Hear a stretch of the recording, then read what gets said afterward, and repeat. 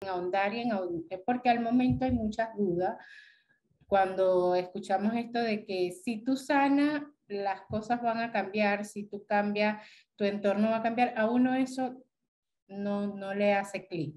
¿Cómo que el otro va a cambiar si yo cambio? Sin trabajar al otro, hasta que finalmente pues decidí, me inscribí en el taller y comencé pues a reconocer, ya yo había reconocido en parte de mis terapias con el psicólogo mis heridas. De hecho, yo leí un libro que las 5 heridas de la infancia y fui donde el terapeuta y le dije, ok, yo identifiqué todo esto, porque a mí me mandan a leer y yo anoto. Y entonces fui y le dije, tengo todas estas heridas, me identifiqué en esto, ahora cómo lo voy a trabajar. Ya sé que las tengo, cómo las trabajo, pero en las terapias cada vez había un tema. Y bueno, ahora trabajamos esto y trabajamos esto como por separado, eso eran en mis terapias anteriores. Y las heridas permanecieron allí. Cuando ya inicio con Michelle y Nelly, ellas van más profundo, más específico y a cosas que ni siquiera conocemos, imaginamos que pueden estarnos afectando. Y no hace falta tener información de toda la familia para nosotras poder identificar, porque ellas lo que te ayudan es armar el rompecabezas de tu vida. Para mí es eso, o sea, todo te empieza a hacer clic. Y tú dices, ah, ya, por eso es que me pasa esto, por eso es que siento esto.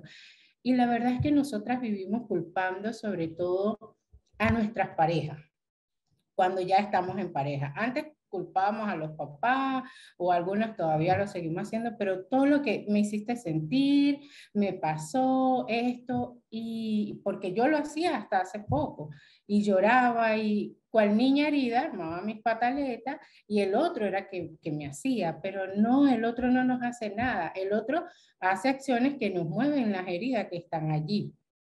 Y por eso es que cuando sanamos, llega un momento que no nos duele e incluso, como decía Nelly, perdemos el miedo a que sucedan cosas, porque no es que todo va a funcionar tal como nosotros deseamos.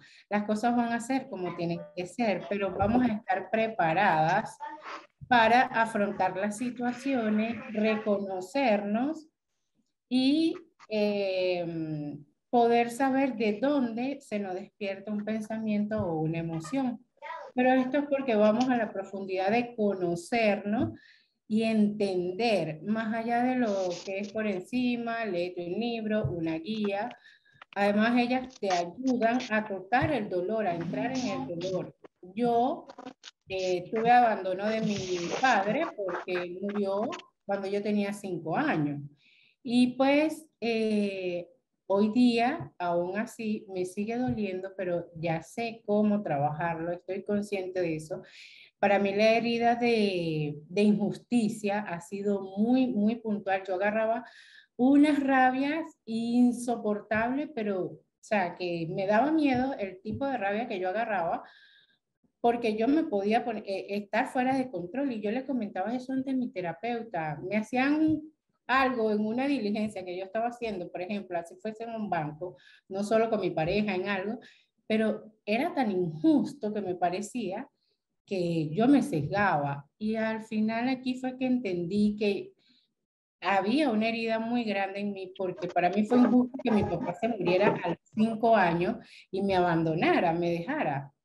Y eso fue algo que no se reemplazó. Y por el otro lado, a los mismos 5 años que muere mi papá, se va mi mamá porque mi hermano requiere una atención especial de educación y pues quedo yo con mi abuela. Fui abandonada 2 veces. Entonces, para mí, por eso, la herida de la injusticia estaba muy marcada. Cuando yo comienzo con mi esposo hace 14 años, él se convirtió en el hombre que me daba todo el amor que yo tuve de niña. Y asimismo, las atenciones y su trato que yo me volví controladora porque pues ya yo no podía perder ese amor que yo había encontrado que buscaba desde niña y empecé a sobreproteger y a controlar tanto que me convertí en su mamá. y a resolverle también la vida y a quererlo tener, o sea, siempre bajo control, y eso lleva a situaciones, como comentaba anteriormente, de infidelidad, de que se aburra, de que no le provoque estar a la pareja con uno, porque se invierten los roles.